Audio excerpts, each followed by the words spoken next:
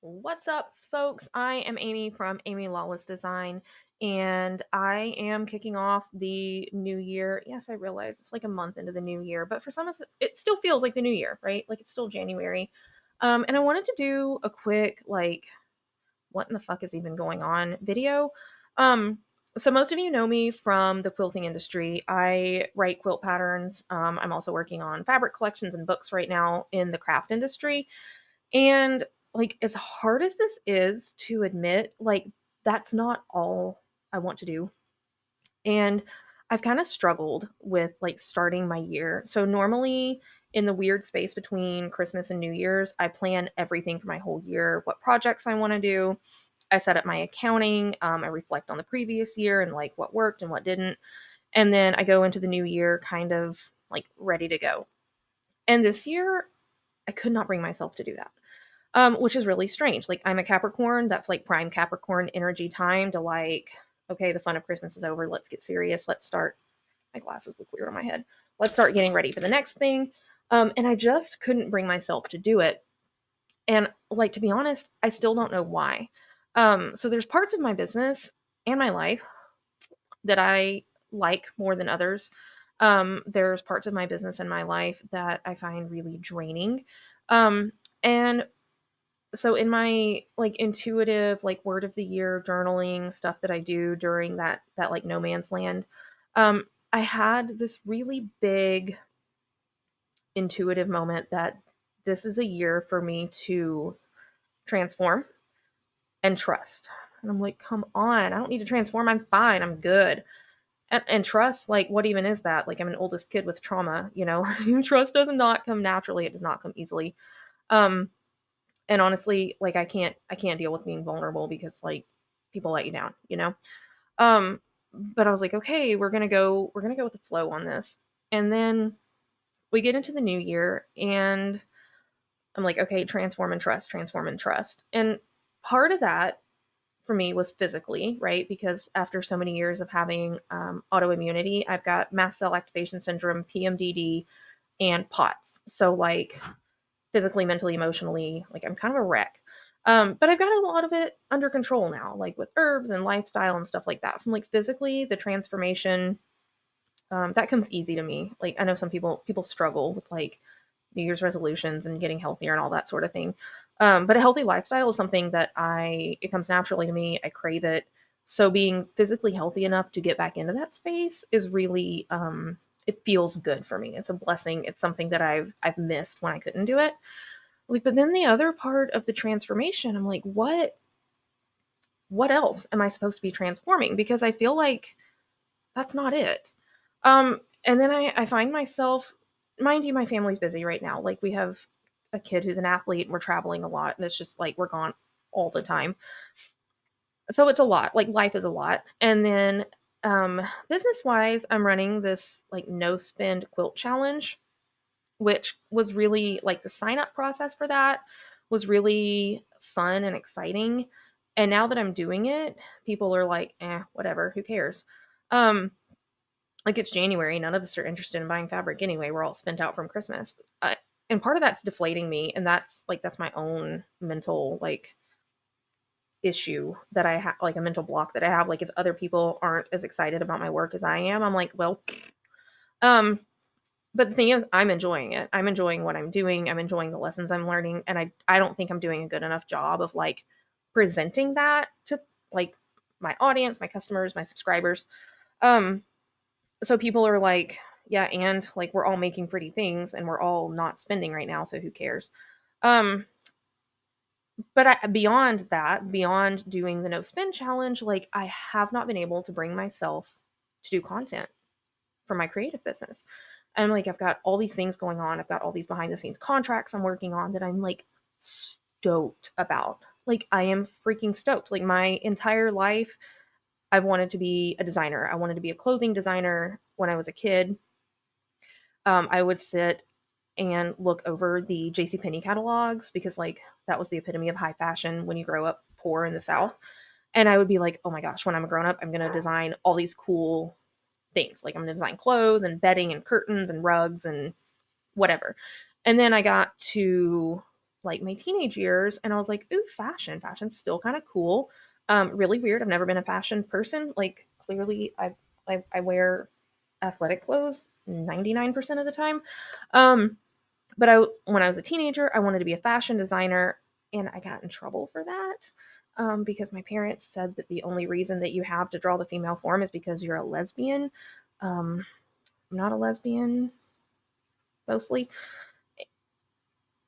but like I wanted to learn to draw so that I could draw fashion, so that I could design fashion, and I like looked up all the things, which was saying something because when I was a teenager, the internet wasn't really like a household item.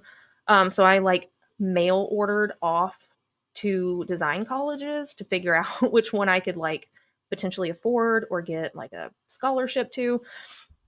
And then when I was like in high school, in like physically in school learning, it occurred to me that I really suck at art, like a lot.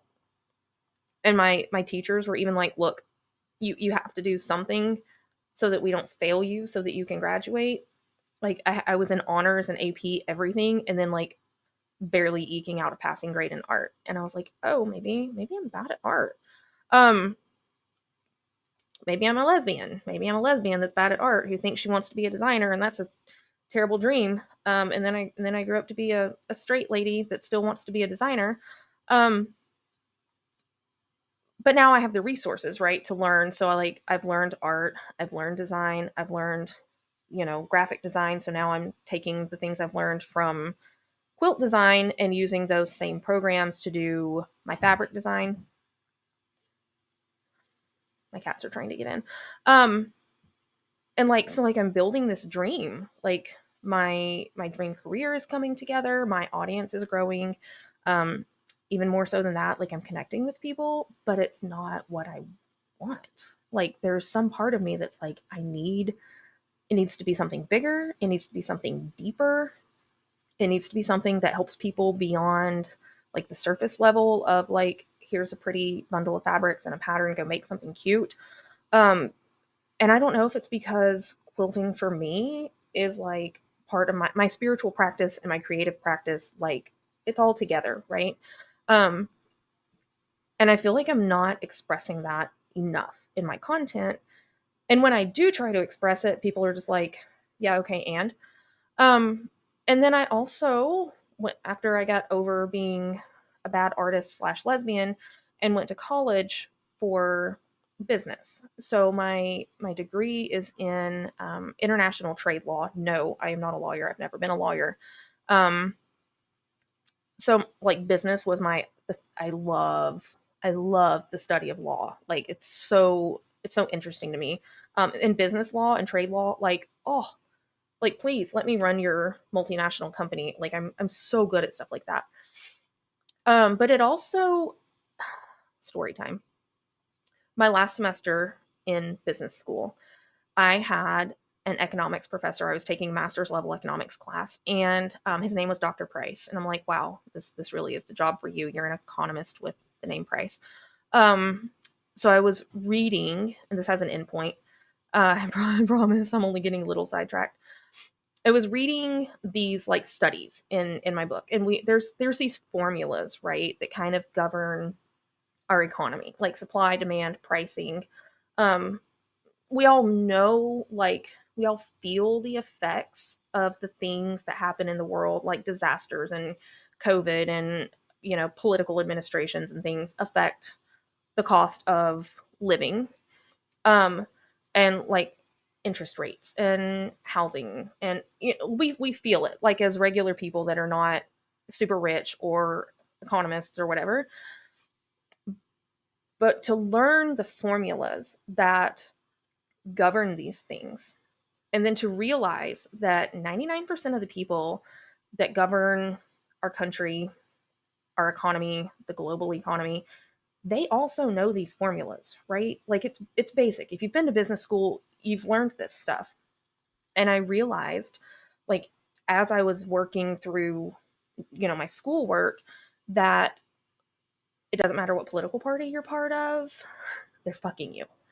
Like they both are. It's one extreme and then the other. It's screwing poor people over and making rich people richer. Um, and our global trade economy, again, it's political, yes, it's predatory. Um, and in that moment, when I realized, like, I found the numbers, the formulas that kind of confirmed what I'd already felt. And like, I picked up my textbook, I slammed it down, and I just started weeping. And I'm getting emotional now just talking about it. And Dr. Price looks up from his desk, and everybody else in the class, it's all men. Um, and they're like doing these formulas, and they're like, yeah, whatever. Side note, some of the people I graduated with are now like C-suite executives for these like high dollar multinational corporations, and good for them. That's cool. Um, Dr. Price looked up at me crying, and he goes, "It just hit you, didn't it?" And all I could do was nod. So that moment made me realize like how far out of control we really are. That our entire like capitalistic system, sorry, my phone went off. Our whole capitalistic system um, is basically screwing poor people. It's screwing the global economy is tied to things that we will never ever be part of. Um, it's screwing the environment.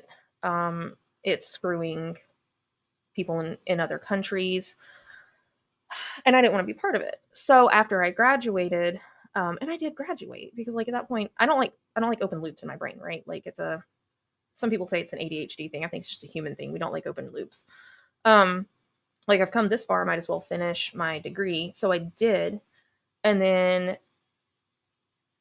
I got a job like for a little bit, and then I decided to like have a baby and go off grid, and that's kind of what we did. So I decided to be a stay at home mom.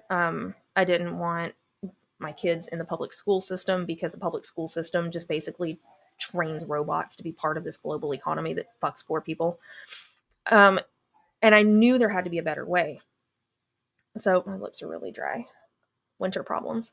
Um, so I didn't want to be part of that. So like we slowly over the course of a few years, we had a couple more kids. We moved. We're not off grid. Like obviously, I'm using the internet and like electricity and stuff, and I'm not like generating my own electricity and internet to build a business. But I still feel like my business is only surface level, right? It's still selling things, and I have to sell things to make money. That's how a business works. Otherwise, it's just a hobby. And I want it to be a business that's profitable because, like, I deserve to be compensated for my time. But I'm wanting to find my people that are looking for deeper, that are looking for next level. And at this point, I don't know if that's like boss babes who are ready to build a super cool business, if that's spiritual babes who are looking to like take their personal things to the next level.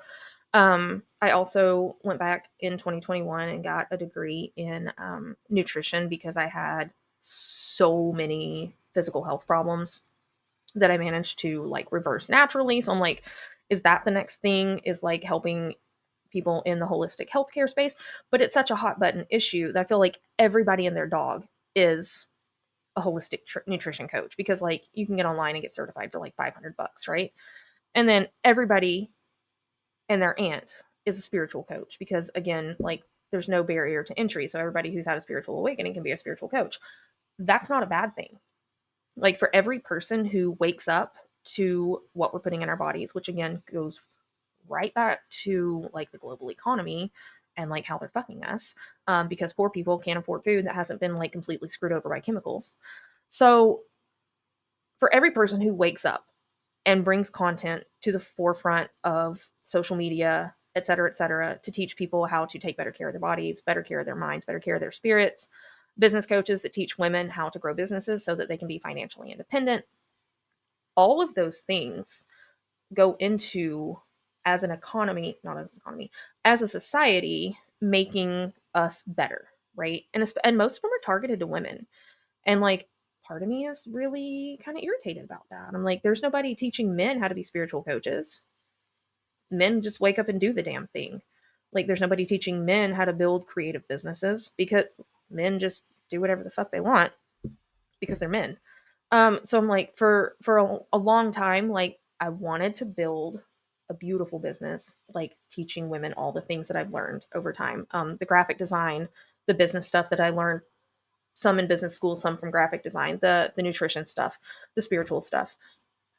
But then like everybody tells you to niche down. And I'm like, but I don't want to niche down. And when I try to niche down, I burn out, I get depressed, and I have like stopped and started my business over and over and over so many times that I feel like half the internet just doesn't trust me. And like not half the internet doesn't know about me. But the people who do don't trust me because they're like, oh, here's Amy. She's back restarting her business again after she ghosted us for 6 months because she was depressed and burnt out. Um, but on another level, again, with like the background in like capitalism and the creative industry, spiritual industry, holistic industry, all like screwing women over and like trying to convince us to buy these coaching packages so that we can build these businesses. Most of the people who take all these courses will never do anything with them. And I was like, well, I don't want to take all these people's money. They're not going to do anything with it. Do I just need to be like a one on one coach? No, because I also don't want to hold people's hands all day long.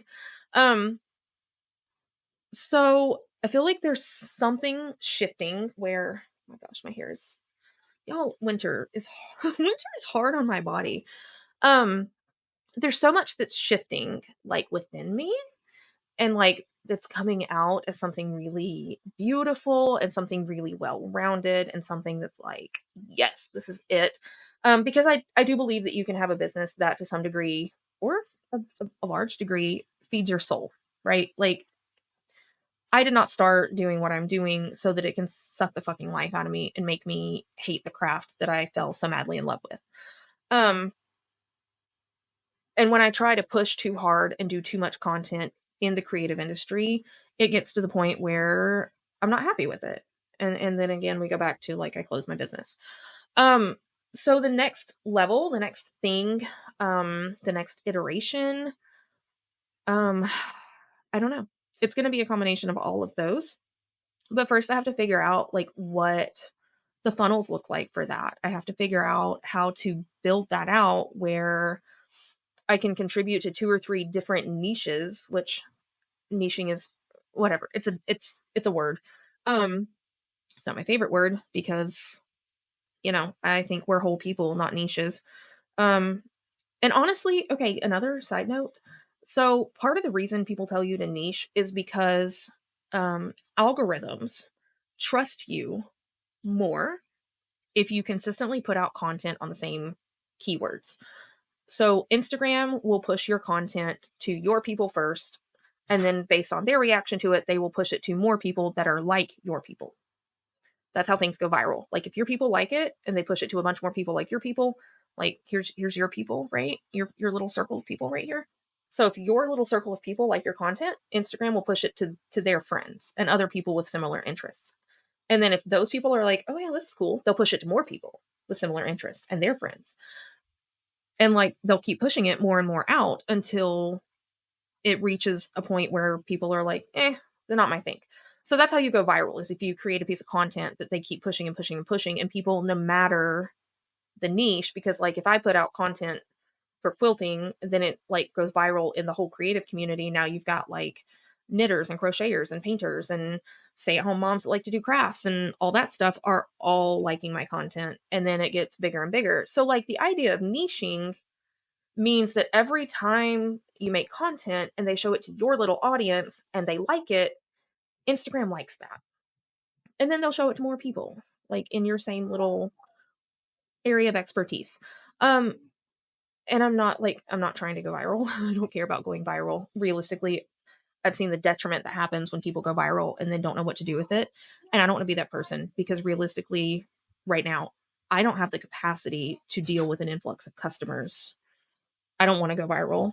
Um, because I don't have the capacity to deal with new customers, but also because like I'm not settled in a niche where I'm making content that I feel really good about. Like this is my mission in life. This is my world-changing thing that I absolutely love and I want it to go viral because I want the whole world to see it and be changed by it.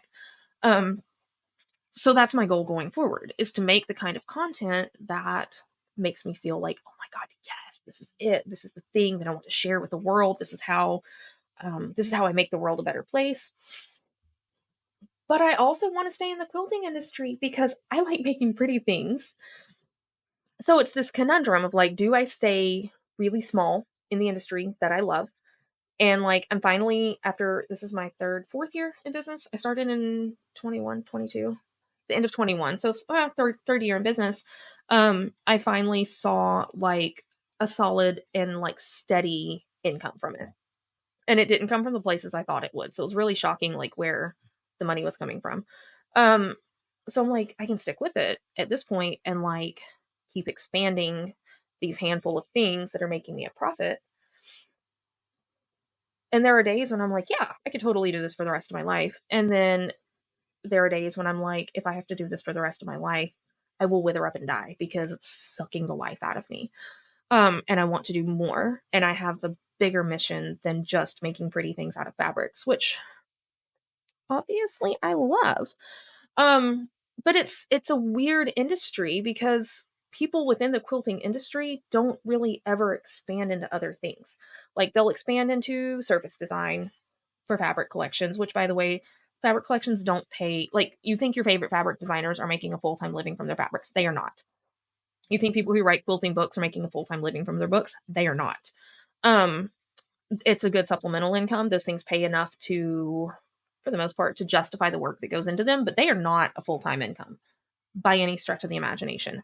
The people who are making full-time incomes in the quilting industry are ones who have the books and the collections and the patterns and the notions and are teaching guilds and are teaching retreats and are teaching cruises and because each of those things adds up to, something bigger. And I'm like, can I do enough of these different things in this industry to add up to a full-time living so that I can stay in it? Like I don't travel. I can't travel. I have little kids. Um I can teach sometimes. Again, I have little kids. We're gone a lot. Um Physical patterns. Yes, I'm working on putting out physical patterns with a distributor. But you don't see people in this industry that also do other things. Like you don't see people in the quilting industry making lifestyle content because the quilting industry it's hard. It's not hard. It's a lot of fun, but it's a lot of work. So like to create content about quilting, you have to make the quilt, which takes a long time. You have to make the content, you have to write the pattern, you have to pay for editing and testing and printing and distribution and all the things. Um, Compared to other industries that are easier, lower barrier to entry. Like even in the crochet industry, it makes 8 times more money annually than the quilt industry. And the content is easier and goes further because there's more people that crochet than quilt because the barrier to entry is lower, right? Like to start quilting, you have to be able to afford $13 a yard fabric and a $1,000 sewing machine and cutting boards and rotary blades and rotary rulers and patterns and you have to have space for all this shit, right? Like to start crocheting, all you have to have is a hook and a ball of yarn from Walmart, and like boom, you're in. Um, so because it takes so much more time and energy and money to make one project and to make the content for one project, people in the quilting industry tend to only do quilting because it takes all of our resources to do quilting, which is fine unless you want to do other things. Um, so yeah, I'm just at a crossroads where I'm like, I want to expand my quilting stuff, but I also want to do yarn craft. I also want to do painting. I also want to do nutrition. I also want to do spirituality. I also want to do mindset. I also want to teach people how to build websites because did you know I'm very, very, very, very, very good at building websites? I love building websites. Um, but like for all intents and purposes, we're told to niche down. And niching down gives you the ability to focus just on one thing. And it gives you like a very small framework so that you're not just like all over the place with your content and what you're selling. And, I don't want to be that person that's got like 3 quilt patterns, 4 crochet patterns, a book on how to heal mast cell activation syndrome, 2 website templates, a Canva template, and a Lightroom preset. And like people come to my website and they're like, what in the fuck are you even doing? Like you've got all these different things and like just a little sampling of each. Um, So I had a crazy dream last night about moving my web platform, which is not something I wanted to do. When I built my website however many months ago, I told myself a year, like I'm not allowed to move it because I would move it every time I'd get overwhelmed with my business. I would move my web design platform. And none of them have the full everything you need. Some of them are better at marketing, some of them are better at SEO, some of them are better at being pretty, some of them have the bells and whistles, some of them have, this thing or that thing built in. And based on what I wanted to do each day, week, month, I'd be like, ooh, like Shopify is better. And then I'm like, oh no, Squarespace. And then I'm like, oh, show it. And I'm like, oh, WordPress. So I've moved my website and my email marketing probably 10 times in the last 2 years, which makes like SEO impossible because Google, Pinterest, whoever else does SEO, they're like, what are you doing? Like, you keep starting over. You don't have enough clicks on your website for anyone like to let us know what you're doing or what you're even about. Thankfully I haven't like deleted my email list and my social media. But I don't know how to pivot those.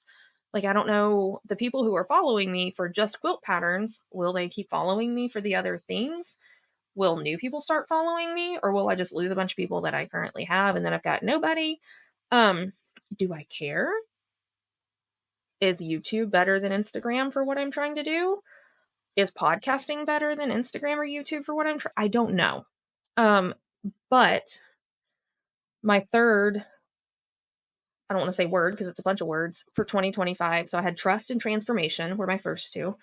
Um, both of those things are going like I'm dedicated to trust and transformation. Um, like things have come up already that have like tested the ish out of my trust and transformation goals, like big time. And I have, for the most part, held it together. So the other one, I like to do three because there's just like something about the power of three. Um, was to allow things to be messy. So like every time I do something new, I'm like, oh gosh, I can't show the world until it's like done and perfect because I don't want people to think I don't know what the fuck I'm doing. So I'd build a new website and like wait until it's perfect to show anybody, or I'd write a new thing or make a new thing, or I wouldn't film content until like my hair was clean, my makeup was done, my space was clean. Obviously, I've gotten over that because my space is not clean and I'm kind of wearing makeup. Um it's a whole it's a whole process. Like the trust, the transformation, um and letting the messy middle be the messy middle and not want things to be perfect all the time. So, let me know if any of this resonated with you. Um this might be my last video. Who knows? Again, messy middle, trust and transformation. If this has to be messy and it's the only video I ever put out, then who cares? So that is all. And you can find me on Instagram at Amy Lawless Creative, online at amylawless.com. Maybe if I don't, delete my whole website this weekend. I haven't decided yet. So look me up somewhere and let me know if any of this resonates with you and like what you're here for. And if you are interested in seeing like multiple different niches that I've talked about. That is all for now, and I will see you next time. Maybe.